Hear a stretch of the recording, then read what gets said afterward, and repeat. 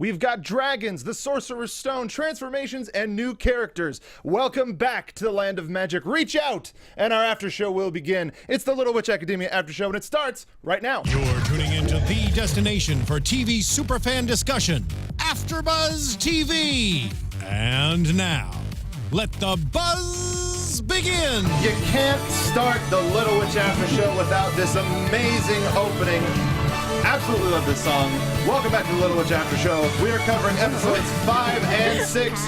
We got a little bit of light show magic. It's like Sharon is in the room with us. Magic, technology. We're going to be talking a lot about technology anyway today.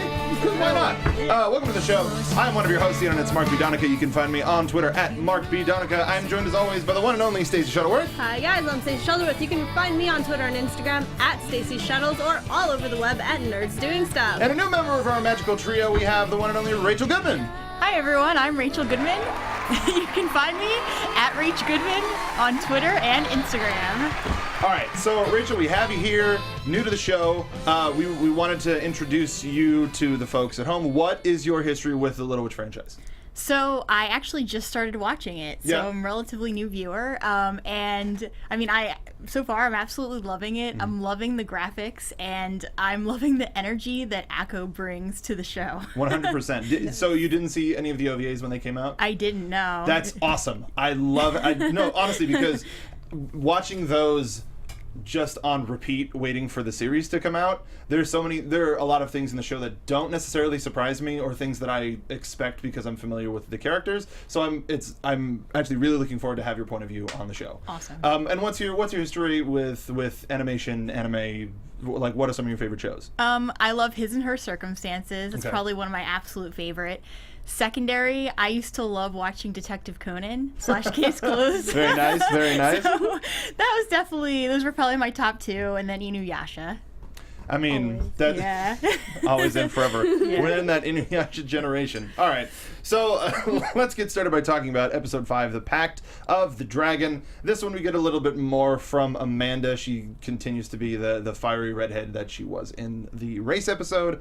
They end up getting in trouble and witnessing the Sorcerer's Stone being stolen by dragons. What was your initial reaction when you saw, oh, that's just the source of all magic in this world? Bye? That was way easier than I expected. I was like, oh, there it goes. It just bye, okay. Go by. I almost didn't believe what I was seeing because it just seemed way too easy. I do want to comment on Amanda, though. I just think it's interesting that, most of the characters on the show, like Akko, they have more of a Japanese name, but it's interesting that Amanda O'Neil has this, incredibly Americanized name. Because she's Irish. Oh. We found out, and you can tell from some of the different names, like Constance and I forgot her name. Jasminka? Yeah, Jasminka. They're from Germany and Russia, and the various girls are from different, all sorts of different walks of countries coming together to this one school. So I like it as well. Yeah. Yeah. Makes sense then, fiery redhead. Yeah. I hope no, because we're kind of getting it with. Or it showed a little bit with Ursula. If she got so powerful to where her hair was just fire, like Hades, because why not? Yeah. Halfway there. She was that sassy. Yeah. The girls get in trouble, and because the magic gets removed from the world, chores can't happen just automatically, and all of the students have to take part and do certain chores. Our main 6 have to do all of the laundry and fetching all of the water. And here's where our girl Constance comes in, automates everything. It's like, is that even magic? No, nothing whatsoever. And we end up going on this sweet ride to rescue the Sorcerer's Stone. And Constance again, I think. If it wasn't for the dragon, Mr. Fafnir, Constance is 100% the MVP of this episode. Yeah. Definitely slays in this episode. Constance, yes, slay, queen, yes. Hey, by the way, guys. Yeah. Because any sort of mechanical inclination that she has had still uses some sort of magic, but not to the degree where it's reliant upon it, like her mechanized broom that we saw in the race episode. But the magic gun. It was just a gun that shoots. It's just a gun. Awesome. Yeah. I was like, is she assembling a gun right now? She is assembling a gun right now. Great. Did anybody feel a sense of danger in this? Like, did you go, oh, this is an immediate threat, or our girls have this? So I was really worried for them, especially when it looked like she was gonna get eaten. I was like, okay, this is an anime. Everything's fair. Anything can happen. This could be the end. And my husband was actually watching with me, and the look on his face, like he has never watched anime before. The look on his face was, this is a children's show? I was like, no, it's anime. It's for everybody. Yeah. So, yeah, I legitimately thought something bad was going to really happen to them. And I didn't expect the dragon to be that nice. To me, he was kind of the comedic relief, even though when we found out this was a debt, I was like, yeah, okay. My favorite thing, so we get introduced, we get, the girls get landed in the dragon's lair, and they see this, like, grinder, and they're like, oh, they're gonna grind us up to drink our magic, drink our blood to supplement their magic. And it's just, it's late, man. He was just checking his portfolio and got woken up by all of this. Yeah, like modern electronic security, like a... I almost half expected him to pull out a phone to have, like, I forgot what it's called, but there's an app where it has a video that you can, oh, who's at the door? Oh, okay, yeah, open it up just from your mobile. So I was half expecting that, but the whole storyline with him lets us in a little bit more to the financial issues that the school has been having.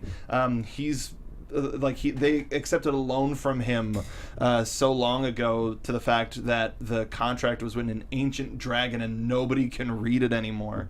And we find out he's a stereotypical fantasy dragon, to the point where loves riches, loves gold, but instead of it being like physical treasures, it's stocks and bonds and assets. What a great upgrade. Seriously. I loved the Great twist. upgrade. Yeah. I just can't imagine, for a being his size, how big that laptop is and how much electricity is required to run it.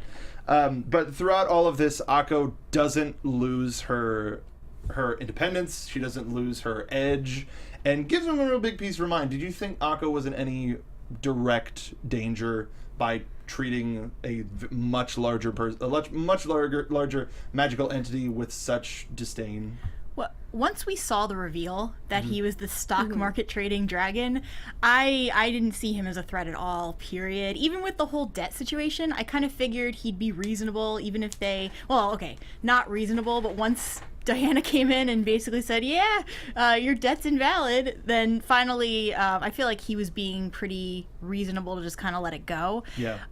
If anything, I really loved the moment that he had with Akko, where he said, I haven't seen anyone look like that in a long time. And I'm really wondering, like, who Akko is and what is on the inside of her that, we don't see yet. Especially after that moment. Yeah. Next episode is going to be fun to talk about. But Diana. What did everybody think of Diana this episode? Because all of the principal and all of the teachers are freaking out about the money, the school being closed down, the dragon attack, losing all of the magic, everything, and they're so like, yes sir, here we offer you this. They're very, very concerned about the future of the school, and yet Akko and Diana, in their own way, stand up and are sort of show that they're the future of the school. Diana is one of the most fascinating characters in this show for me, and a lot of what I have to say about her ties in directly with the next episode, so I'm going to hold off on a lot of it. Okay. But just the matter-of-fact way that she approaches things consistently through this episode, even when she's scolding Akko about, hey, you don't think before you act, and it affects everyone around you, kind of hints to probably she thinks very, very carefully before she acts. Everything she does is very calculated, and often in shows we see that as a bad thing. But with her, it's interesting to kind of watch how that's developing. With Diana, I feel like she's way older than, or she acts way older than her actual age.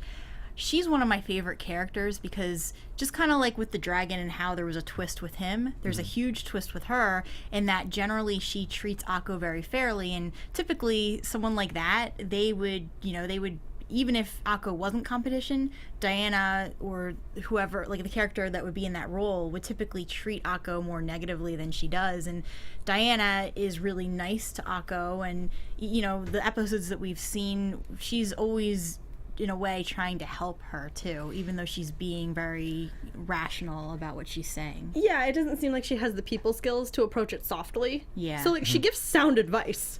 She gives completely sound advice. I agree with the with what she says to her in a lot of ways. Caitlin Geddes in chat is saying, as a Ravenclaw, I loved Diana in this episode. Yeah. She is wonderful. She seems like the stereotypical know-it-all, haughty, like up upon hoisting themselves upon their own accreditations type of a quote villain, but she has the same exact intention that Akko does. She wants magic to survive. She may, by living in this world the entire time, she may know all of the references that people are alluding to, the fact that magic is dying out and it will eventually go away, but she just wants it to be done the right way. The way her parents taught her. Yeah, and I think that comes through very clearly, because Akko is a very impassioned, like, we can't let this happen, and she's like, well, there's nothing we can do about it right now. She is extremely by the book, but I think it's pretty clear she does want to do something about it. It does affect her. And I noticed that huge difference too, because whereas Akko was jumping up to do something, which made it so that she couldn't, she ended up doing things a completely different way than Diana, whereas Diana got exactly what Akko might have wanted just by being rational and walking in and just not even asking to help, just kind of sneaking in and saying, oh, let me take a look at that script. How about that? Yeah. What's this doing here? Nobody even knew this existed. It's not like I found it. I think that would be cool to find out that Diana, just in trying to restudy dragon scripts, oh, here's the thing in dragon. This is they should see this, and then just leaving it in there, leaving it lying around. Yeah. Who left this in here? I love how she was like, I learned dragon script when I was 12. Duh. Yeah, and the way that the teachers treat her with such high regard versus how they treat Akko. And to a certain extent, Amanda, who just gets stuck in the middle of what? Why am I here? This doesn't make any sense. Diana is the brains of Luna Nova, and Akko is the heart of Luna Nova, and I absolutely love both of these characters. P.W. Gregory in chat is saying Diana's no Draco Malfoy, and that's a good thing. Yeah. That's a very good thing. Yeah, I agree. Diana ends up saving the day, translates the contract, finds out that there is no interest, and eventually, sort of a verbal agreement is we can figure out when you're going to pay us back all of it. We owe it at a later date, which just sends Fafnir totally sweating.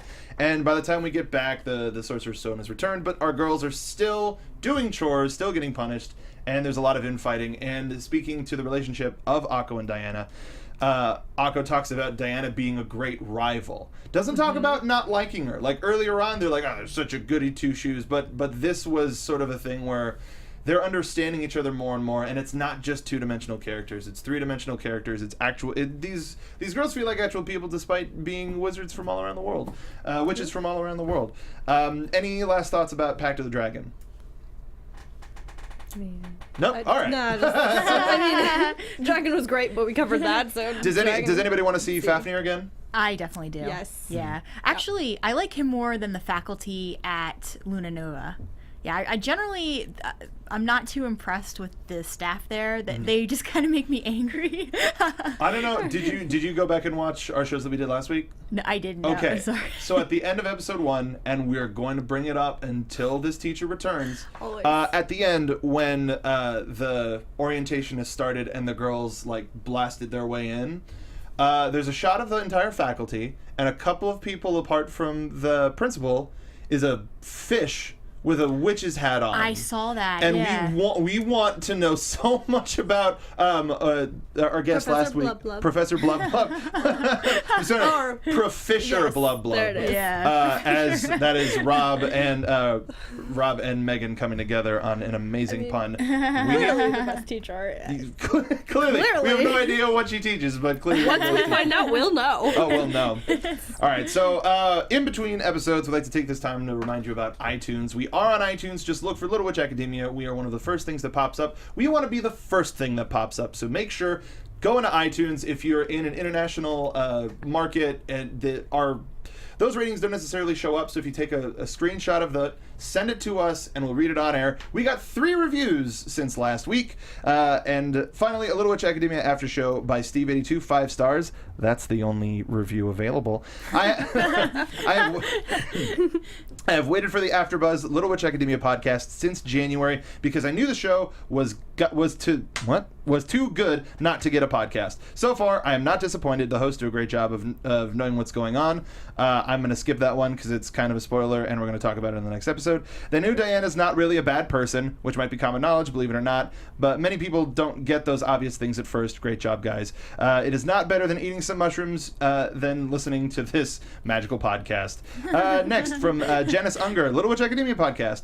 Little Witch Academia is one of my favorite new animes. Happy that AfterBuzz TV is now doing an after show on the series. Mark, Megan, and Stacey have obviously been fans of the franchise since the first OVA, and I can't wait to see what they have to say about the upcoming episodes. P.S. Episodes 6 and 10 are my favorites. Well... We're going to talk about episode 6 in just a second. Great show from Tesh76. Oh, there seems to be an error here. It's 4 stars, not 5. I seriously love this show, but I had to take away 1 star for audio quality. Interesting. Okay. One person is great. The others sound like they're in a can somewhere. This is not the people on the panel's fault. They're awesome. Honestly, those types of comments are exactly what we need to hear. Wonderful. Thank you so much. So if you want to get shouted out, or if you just want to help make the show better, please leave us a comment on iTunes. It helps tell the producers here that the fans want more anime content. We're all anime fans here, so we would like to do more anime content. How did he know I was in a can? That's our can producer, Steven. Thank you, Steven. So yeah, we would love to do more anime here, but it's finding the audience and making sure people want to listen. If you want to hear more, leave us a review, leave us comments on YouTube as well. And thank you to everybody who's joining us live in the chat right now. All right, so, a lot of people in the chat are talking about, we're going to find out about Professor Blub Blub soon. I'm excited about that. All right, let's go on to The Fountain. Now, in this, there's a lot of Harry Potter in this episode. We start off with transformation magic, and yeah, we'll get to the fountain. Okay. So we have various levels. Like, you get to tell what people's characters are by what they end up transforming the rat into. And what did everybody think about this first scene? I expected that it was going to happen like that, where she wasn't going to be able to actually transform the rat. Absolutely. Do you think she was going to affect herself? No, I didn't expect that, but I just figured she wasn't going to be able to do it because they made such a big deal. Yes, everyone is able to do this. What about Akko? There it is. Yeah. I didn't expect it to affect herself, but thinking about it more and more, that kind of makes sense with how she views magic. It's a very personal, and yes, she wants it to be a big spectacle that affects everybody else, but it is very much for herself at this point. Yeah, she's still like, I want to be it's very personal. It is. It's a very self-centered kind of approach to magic where she is right now. It's a very enthusiastic, loving approach, but also very, very personal, very self-centered. So for the magic to reach herself instead of her intended target makes sense the more that I think about it. It seemed more of, I want to show everybody that I can do this. I want to show everybody that I'm powerful. I know I'm powerful. I, me. Yeah, it makes sense. Jason Potter in the chat mentioned, I think the show is very good about showing that both Diana's and Akko's way of doing things works. What? I'm sorry. Way of doing things work. One is better for some situations than the other, but neither is wrong. Absolutely. There's a weird balance. Akko is the optimism, and she does inspire people. Even Mr. Fafner, when she leaves, he's like, wow, I've never seen that before.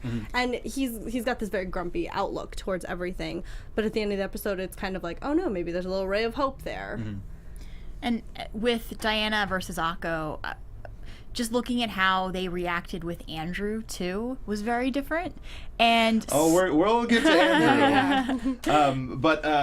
So Akko, by not being able to complete the spell, is forced to stay in her room the night of a big party where they're going to be welcoming the Earl of Hanbridge and his handsome son is going to be coming in. All the girls start swooning just at the idea of a cute boy.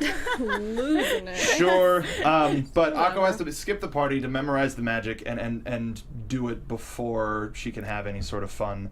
But as early as this kid Andrew's coming, Diana instantly is just like, whatever.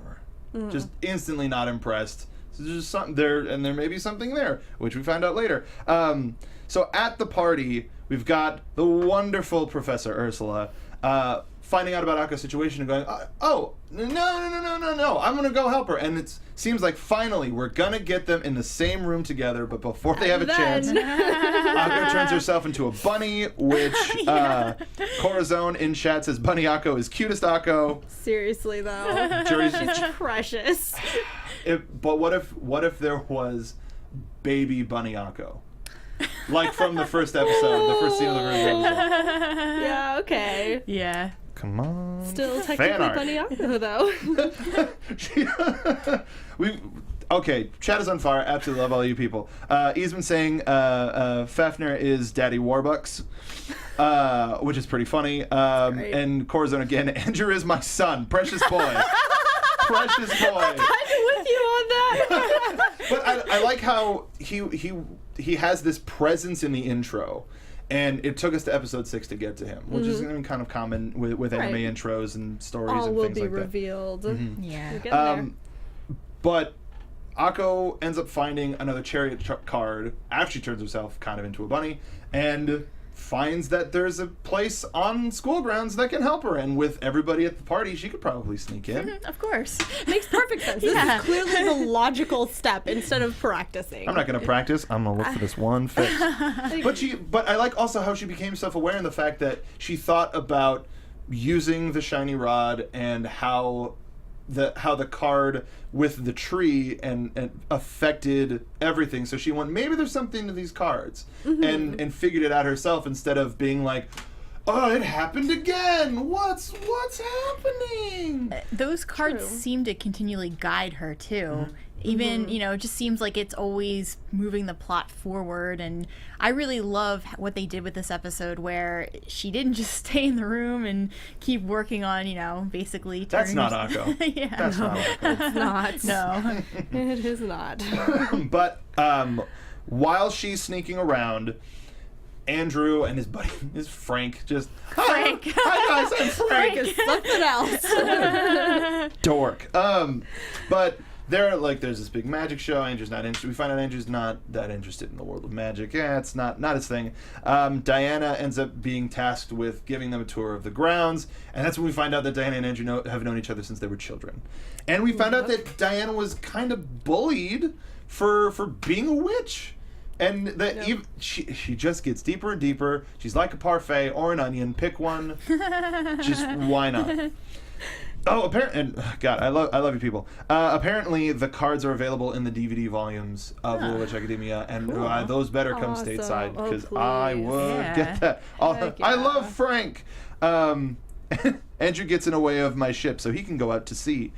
All right. Okay, yeah. Please keep these comments going. I'm not gonna lie, but Andrew is cute. Like, yeah, I mean, would he be a member of Uran Host Club? He would be. He's gotta work on the attitude a little bit. But looks wise, they could find a type for him. Yeah. Or actually, that might be his type. Now that I Just think a little about cold? It. Yeah, that could work real well. I didn't know how I felt about him. I mean, in the one hand, it's funny. When he was around Akko, I liked him more than when he was around Diana. Diana, he just came off like really, not snobby, but just kind of like, just kind of like a bad guy who wouldn't, he just kind of made fun of people and made fun of something he didn't understand.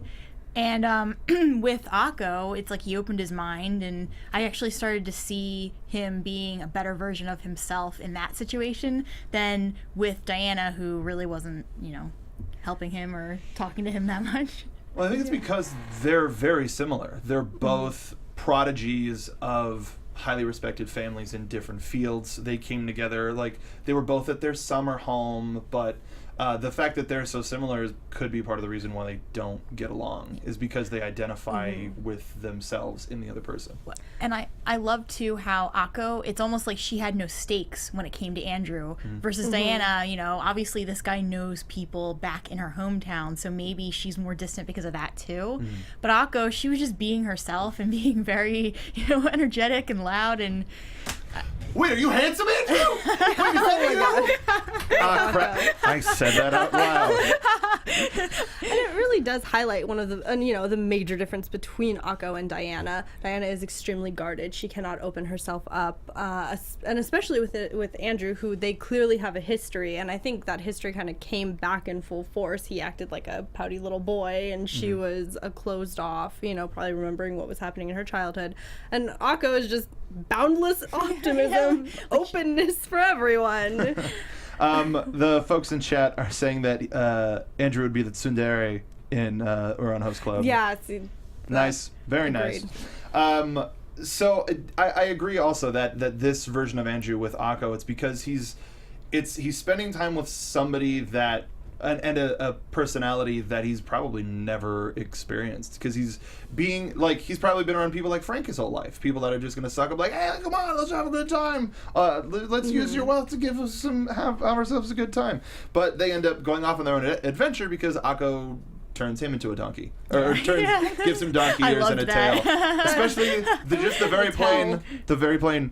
I'm starting to think you don't actually know how to fix this. Like, no, just come on. Just shut up and come with me. He just lets himself be dragged on. Like, I guess when you get caught up in that much enthusiasm, it's just like, okay. Yeah, right. All right. I instantly shipped them too. Especially when he turned into kind of like, I don't know what she turned him into with the ears, but yeah, I hope he comes back. Because that was sort of it seems like that subtext. I love it. In the beginning, like, we talked about how the various characters turned the mouse into something that sort of reflects their personality, and by Akko being so selfish with the magic, she turned herself into an ass, and to replicate how she was feeling when she cast the spell. And then when she was trying to legitimately happen, she turned herself into a bunny. Cute, unaware, all sorts of things, and then we get the repeat of the ass spell with Andrew, and that subtext sort of comes up and becomes a lot more visual. Yeah, those spells were very telling.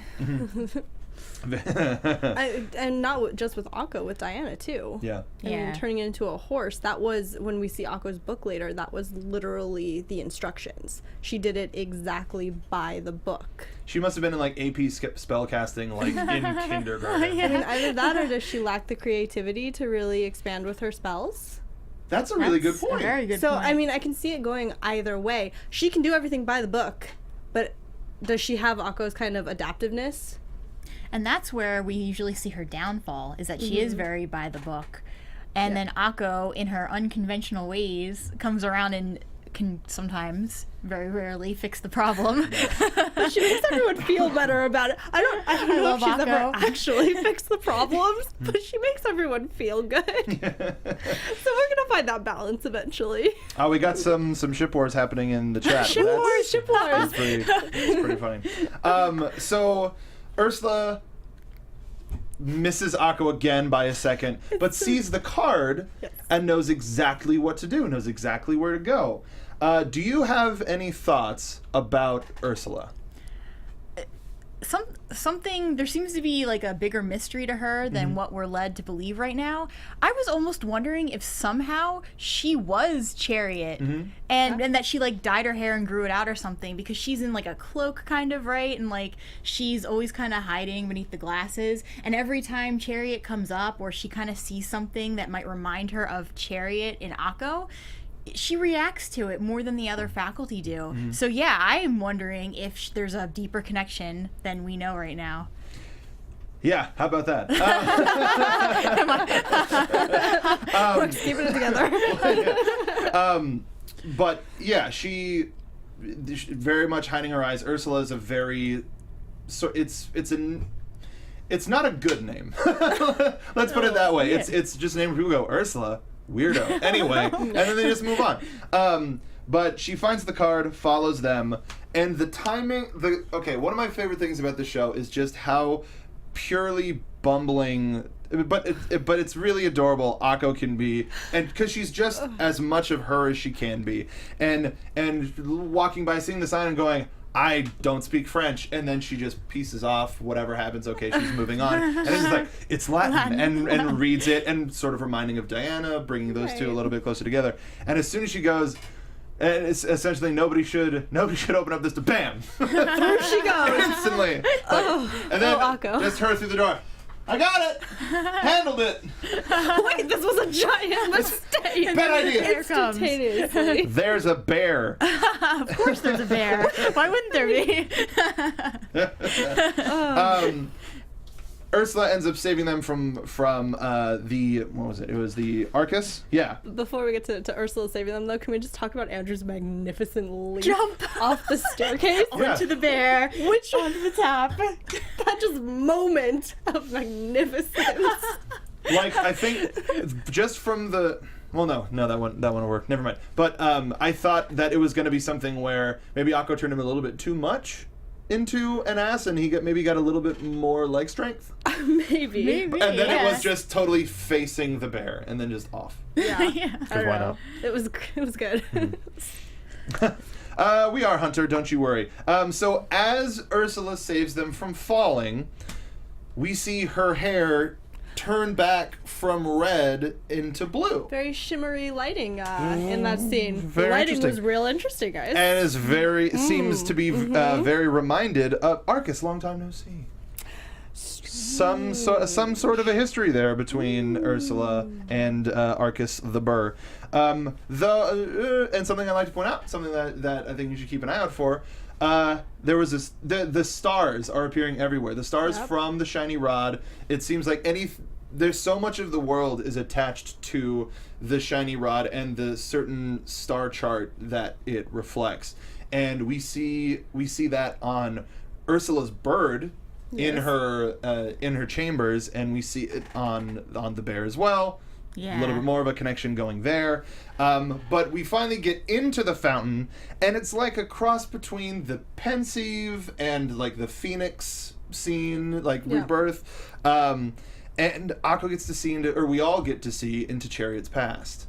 What stood out from this scene for y'all? The fact that Chariot was basically the same person. And I loved seeing that Chariot didn't start off as this magnificent witch that she became, and that she started off struggling the same way that Akko did. I especially love the fact that even though Akko may not have learned how to do this metamorphosis by the end of the episode, she still learned something a little bit even more deeply, and the fact that we are starting to see her grow a little bit because of what she saw. It's almost like she had to be shown that, you don't have to start off being like Diana. You can start off being someone who is terrible at magic. And that eventually, you have to be the one to believe in yourself. Yeah, it was I should become a witch by great effort. By my own effort, not by somebody telling me that I'm going to be a great witch. Like seeing how wonderful Chariot has been throughout the past, and thinking that it was some great magical destiny that she was always this strong person, but it was something that she had to build to. I'm so happy that we turned the corner with Akko this episode, and especially after all of this, the level of animation where they pick and choose where they want to add extra time and want to add extra detail, but the realization in Ursula's sort of making sure that she was all right, and it's like, I'm really happy that you learned that lesson on your own, and I still want to be like Chariot someday. And like, that really emotional moment, the fact that we got a little bit more time and a little bit more effort just being in that moment with Akko brings us a lot closer to her.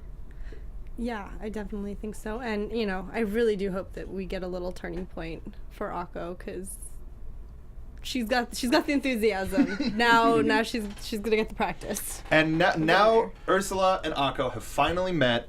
Do you think... Oh, okay, well, all right, let's finish out the episode first. They want to make sure that this night stays their own little secret. I'll fix everything, just please don't tell your dad. And it cuts directly to Andrew leaving with his dad, who seems just happy to be gone. And so why spend the time with these people if you don't even like them? It's important to keep your opponents close. Yep. Like, we know that he's like a landowner, a property owner. He's a big hotshot in the area. But do you think that he might be some sort of a magical creature, or that he's just the representation of mankind? So first of all, I think it's interesting because so far we keep hearing that the school is doing poorly and that this old magic is dying. Mm-hmm. And it's interesting, the guy called them opponents. So obviously they're not doing too badly if someone like him, no matter what he represents or what he is calling them worthy opponents. Mm-hmm. So I think they're stronger than what we might see right now, and I think it could go either way. I think there could be a reveal that he's some mystical creature and that there's something more powerful about this man, because we didn't even, from what I remember, we didn't even see his face. We did at the dinner, mm-hmm. like at the magic show with the dancing fire ladies. Yeah.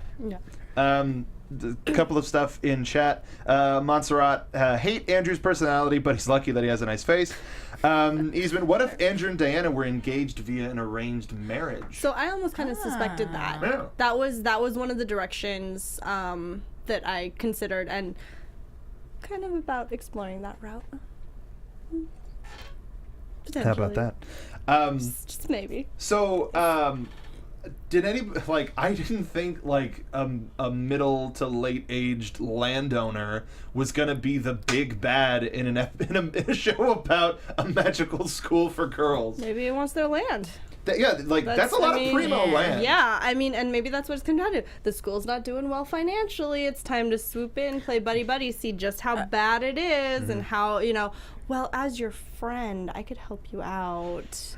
And I'd be interested to see Diana's parents, too, and what their involvement is, because it could be, if they're from the same kind of, neighborhood as Andrew's parents, could be that they kind of both have an arrangement, and that's why, and it's not even marriage, maybe it's something different, and that's why they have Diana in that school, even if Diana doesn't know it yet. And that could be the specific pressure that Diana is facing, is like, this marriage needs to happen so that you can save the school, save magic, save our entire culture. What if the entire culture of witchcraft is, at least in this area, is riding on Diana's shoulders, and that's why she's not letting up at all? Oh, see, and I like that. And I like that kind of interpretation of her family, too. Because her family could go a really dark direction with being really, like, putting the pressure on her and just very uptight and kind of unkind. But that's a different twist on it, and I like that. And if it's still, we know this is hard, but just know that we love you, and this will be the best thing for everybody. It's a lot to ask you, but please just stay the course. Now, the last thing we'll talk about before we'll go for this episode is now that Akko and almost slipped there. Now that Akko and Ursula have met, do you think we're finally going to get the tutoring? Like, we're finally going to get a student tutor moment? I think Akko is finally in the mindset of she needs to buckle down and do this herself, and she has been using shortcuts, cheats, whatever she can already. Anything that takes the least amount of work, like magical cheats, have been kind of her go-to. Yeah. And we're 6 episodes in. It's time to stop that. Let's buckle down and learn. Let's get her somewhere. Yeah. I think both with Ursula, and I think also there would be an interesting connection between Diana and Akko. Mm-hmm. They have a lot to learn from each other. I hope to see that too. What do you hope to see from them moving forward? Yeah, I want to see Ursula training Akko. I want to hear more about Ursula's life too and her background. And I kind of feel like we should start to, hopefully we'll start to see more through this tutoring and training. And obviously, like, so far, Akko, every time she tries, like, even, when she was trying to fly the broomstick, she kept failing because all she was doing was working with her friends. So obviously she needs an actual teacher to tutor her and train her to actually get any progress. Yeah. Yeah, her friends are a great resource, Yeah. but they don't have the mindset that is needed to get her advancing, to inspire her to advance. They also have specialty magic that Yes. yes, they definitely have the basics, but their focus doesn't necessarily directly reflect on them. I'm excited to see Akko and Ursula on screen together a lot more, especially by the way that Ursula handed the shiny rod back to her. But we're going to get all into that next episode. So make sure, if you're watching this live, we're going to be back at 4-ish, because we're about to go and watch episodes 7 and 8, and we'll come right back after that to talk to you about Little Witch Academia. Thank you so much for joining us on this episode of the Little Witch Academia After Show. Remember, hit us up on iTunes and leave us some reviews, some comments on YouTube as well. Share it with your friends. We want to do more anime content, and if your friends are watching this, we want them to join the conversation. But until next time, Rachel, where can the folks find you? They can find me on Twitter and Instagram at Rach Goodman, or on Facebook at Rachel Ann Goodman. Stacy. You can find me on Twitter and Instagram at Stacey Shuttles, or all across the web at Nerds Doing Stuff. And you can find me on Twitter at Mark Donica. Find all of us here at Afterbuzz TV on Twitter, on iTunes, on YouTube. Thanks so much for watching this episode of Little Witch Academia After Show. We will see you next time. From executive producers Maria Menounos, Kevin Undergaro, Phil Svitek, and the entire Afterbuzz TV staff, we would like to thank you for listening to the Afterbuzz TV network. To watch or listen to other after shows and post comments or questions, be sure to visit AfterbuzZTV.com. I'm Sir Richard Wentworth, and this has been a presentation of Afterbuzz TV. Are you handsome, Andrew? The views expressed herein are those of the hosts only and do not necessarily reflect the views of AfterBuzz TV or its owners or principals.